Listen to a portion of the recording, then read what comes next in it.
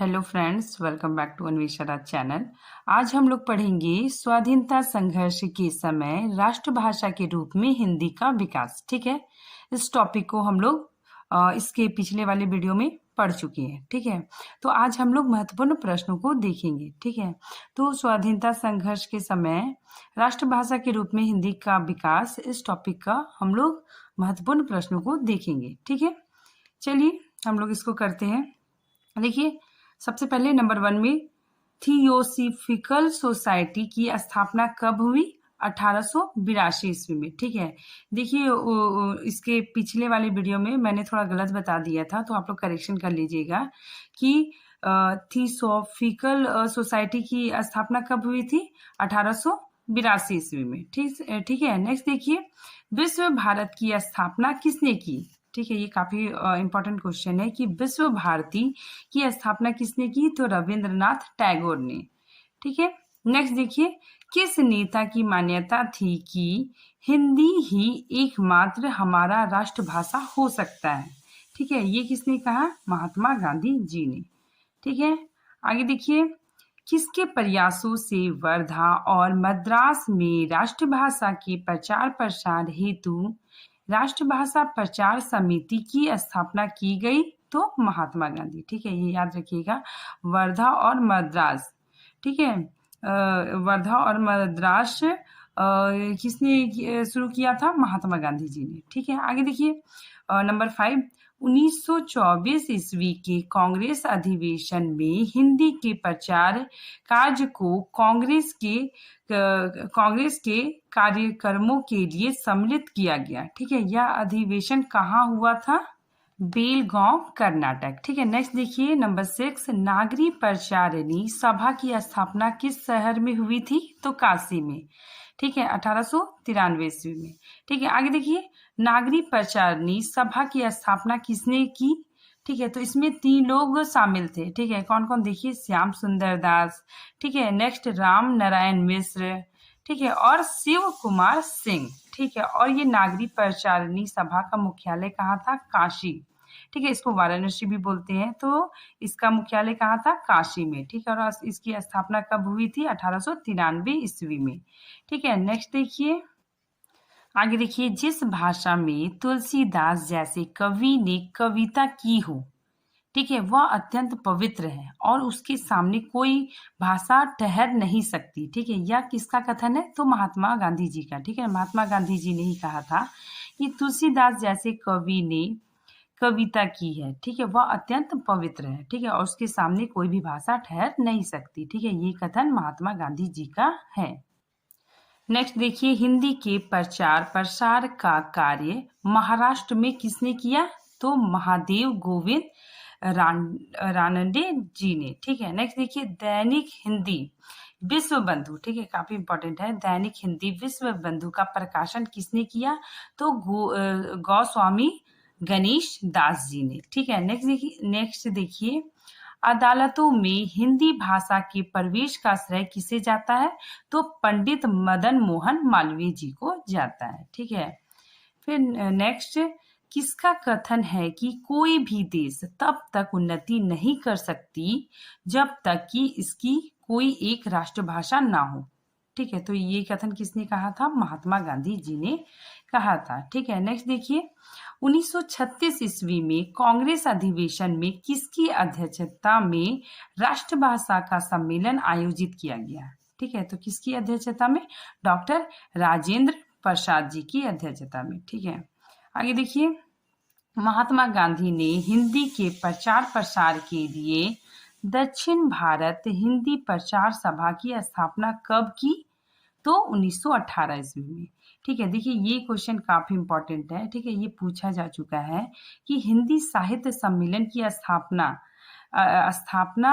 किसके प्रयत्नों से हुआ? ठीक है, तो राजश्री पुरुषोत्तम दास टंडन। ठीक है, इन्हीं की वजह से हिंदी साहित्य सम्मेलन की स्थापना करने में इनका योगदान रहा। ठीक है, देखिए, हिंदी साहित्य सम्मेलन, ठीक है, इसकी स्थापना 1910 में हुई। ठीक है, मुख्यालय प्रयाग में है और प्रथम सभापति कौन थे? मदन मोहन मालवीय जी। हिंदी साहित्य सम्मेलन प्रयाग की स्थापना कब हुई? तो 1910 में। ठीक है, नेक्स्ट देखिए, अखिल भारतीय हिंदी साहित्य सम्मेलन की स्थापना कहाँ हुई? तो प्रयाग में। ठीक है, नेक्स्ट देखिए, अखिल भारतीय हिंदी साहित्य सम्मेलन के प्रथम सभापति कौन थे? मदन मोहन मालवीय जी। ठीक है, नेक्स्ट देखिए, किसके सतत प्रयासों से संयुक्त प्रांत की कचहरी की भाषा के रूप में हिंदी को उर्दू के समान अधिकार मिला? तो पंडित मदन मोहन मालवीय जी की सहायता से। ठीक है, नेक्स्ट देखिए, राष्ट्रभाषा प्रचार समिति की स्थापना कब हुई और इसका मुख्यालय कहाँ है? ठीक है, तो राष्ट्रीय भाषा प्रचार समिति की स्थापना 1936 ईस्वी में वर्धा। ठीक है, इसका मुख्यालय कहाँ है? वर्धा में। ठीक है, नेक्स्ट देखिए, दक्षिण भारत हिंदी प्रचार सभा का मुख्यालय कहाँ पर स्थित है? तो मद्रास में। ठीक है, चेन्नई के मद्रास में। और इसका जो स्थापना कब हुआ था? 1927 में। ठीक है, ये सब मैंने पढ़ाया है, आप लोग इसके मतलब पिछले वाले वीडियो में देखने से काफी अच्छी तरह से समझ में आ जाएगा। ठीक है, आगे देखिए, दक्षिण भारत हिंदी प्रचार सभा का पूर्व नाम क्या था? मतलब पहले इसका नाम क्या था? हिंदी साहित्य सम्मेलन। ठीक है, नेक्स्ट देखिए, भारतवर्ष में हिंदी भाषा का नाम सबसे पहले किसने सुभाया? मतलब सबसे पहले किसने दिया? तो पंडित मदन मोहन मालवीय जी ने। नेक्स्ट देखिए, हिंदी अहिंदी लोगों के लिए ठीक उतना ही विदेशी है जितना कि हिंदी समर्थकों के लिए अंग्रेजी। ठीक है, यह कथन किसका है? सी राजगोपालाचारी जी का। ठीक है, नेक्स्ट देखिए, अखिल भारतीय हिंदी संस्था संघ का मुख्यालय कहाँ है? तो नई दिल्ली। ठीक है, ये काफी इंपॉर्टेंट है। देखिए, अखिल भारतीय हिंदी संस्था संघ का मुख्यालय कहाँ है? तो नई दिल्ली। ठीक है, और इसकी स्थापना 1964 ईस्वी में हुई थी। ठीक है, फिर नेक्स्ट देखिए, हिंदी के प्रचार प्रसार के योगदान देने वाले संस्थाओं। ठीक है, कौन कौन संस्था थे जो हिंदी के प्रचार प्रसार में योगदान देने वाले थे? ठीक है, कौन कौन है? देखिए, नागरी प्रचारणी सभा। ठीक है, काशी। और इसका स्थापना कब हुआ था? 1893 ईस्वी। ठीक है, नेक्स्ट देखिए, राष्ट्रीय भाषा प्रचार समिति वर्धा 1836। ठीक है, नेक्स्ट देखिए, राष्ट्रीय भाषा परिषद पुणे। ठीक है, और कब? 1937 ईस्वी में। फिर है बिहारी राष्ट्रभाषा परिषद। ठीक है, कहाँ पे इसका मुख्यालय? पटना। ठीक है, और इसकी स्थापना 1991। ठीक है, नेक्स्ट देखिए, हिंदी साहित्य सम्मेलन द्वारा कौन सी उपाधि दी जाती है? तो हिंदी साहित्य रत्न। ठीक है, नेक्स्ट देखिए, काल कर्मानुसार निर्धारित। ठीक है, देखिए, ये कर्म के अनुसार रखा गया। सबसे पहले ब्रह्म समाज, फिर प्रार्थना समाज। ठीक है, इसके बाद फिर आर्य समाज, उसके बाद फिर थियोसॉफिकल सोसाइटी। ठीक है, देखिए, ब्रह्म समाज की स्थापना कब हुई? 1828 ईस्वी में। ठीक है, प्रार्थना समाज की स्थापना 1867 ईस्वी में। आर्य समाज की स्थापना 1875 ईस्वी में। ठीक है, और थियोसॉफिकल सोसाइटी की स्थापना 1882 ईस्वी में। ठीक है, देखिए, रामकृष्ण मिशन की स्थापना किसने की? तो स्वामी विवेकानंद जी ने। रामकृष्ण मिशन का मुख्यालय कहाँ है? बेलूर में। ठीक है, और इसका स्थापना कब हुआ था? 1897 ईस्वी में। ठीक है, नेक्स्ट देखिए, सरकारी कामकाज की भाषा। सरकारी कामकाज की भाषा क्या कहलाती है? राजभाषा। ठीक है, और बहुसंख्यक लोगों की भाषा राष्ट्रभाषा। ठीक है, मतलब बहुत लोगों द्वारा बोली जाने वाली भाषा क्या कहलाती है? राष्ट्रभाषा। ठीक है, नेक्स्ट देखिए, जॉर्ज ग्रियर्सन ने हिंदी को क्या कहा था? आम बोलचाल की महाभाषा। ठीक है, ये किसने कहा था? जॉर्ज ग्रियर्सन जी ने। ठीक है, नेक्स्ट देखिए, रामकृष्ण मिशन से प्रकाशित होने वाली पुस्तकें किस भाषा में छपती थी? तो हिंदी। ठीक है, नेक्स्ट देखिए, स्वभाषा, स्वदेशी तथा स्वधर्म का आंदोलन किसने चलाया? तो स्वामी दयानंद सरस्वती जी ने चलाया। ठीक है, नेक्स्ट देखिए, हिंदी के द्वारा सारे भारत को एक सूत्र में पिरोया जा सकता है। ठीक है, ये कथन किसका है? तो स्वामी दयानंद सरस्वती जी का। ठीक है, नेक्स्ट देखिए, इस समग्र देश की एकता के लिए हिंदी अनिवार्य है। ठीक है, ये किसका कथन है? ये किसने कहा था? राजा राम मोहन राय जी ने। ठीक है। पंजाब में हिंदी प्रचार प्रसार का कार्य किसे सौंपा गया?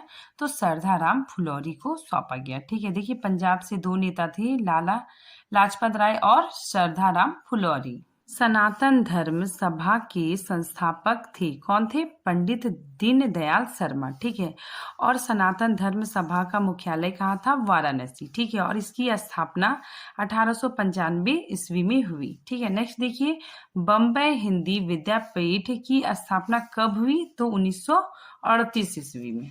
ठीक है। नेक्स्ट देखिए, दक्षिण भारत में हिंदी के प्रचार प्रसार का कार्य किसे सौंपा गया? तो सी राजगोपालाचारी जी को। ठीक है। नेक्स्ट देखिए, मैं हिंदी का और हिंदी मेरी। ठीक है। ये कथन किसका है? तो पुरुषोत्तम दास टंडन जी का है। ठीक है। नेक्स्ट प्रश्न देखिए, हिंदी किस एक प्रदेश की भाषा नहीं? ठीक है। मतलब हिंदी किसी एक प्रदेश की भाषा नहीं बल्कि देश में सर्वत्र बोली जाने वाली भाषा है। ठीक है। ये कथन किसका है? तो विलियम कैरी का। ठीक है। 1816 ईस्वी में। ठीक है। नेक्स्ट देखिए, हिंदी हिंदुस्तानी के भाषा संबंधी विवाद में किसके नेतृत्व में हिंदी की विजय हुई? तो राजश्री पुरुषोत्तम दास टंडन जी की। ठीक है। नेक्स्ट देखिए, मदन मोहन मालवीय कौन सा पत्र निकालते थे? ये काफी इंपॉर्टेंट है। ठीक है। एग्जाम में पूछा जा चुका है। तो मदन मोहन मालवीय कौन से पत्र निकालते थे? तो अभ्युदय। ठीक है। तो आज ये प्रश्नों का सिलसिला यहीं तक खत्म होता है। ठीक है। मिलते हैं नए टॉपिक के साथ, तब तक के लिए थैंक यू।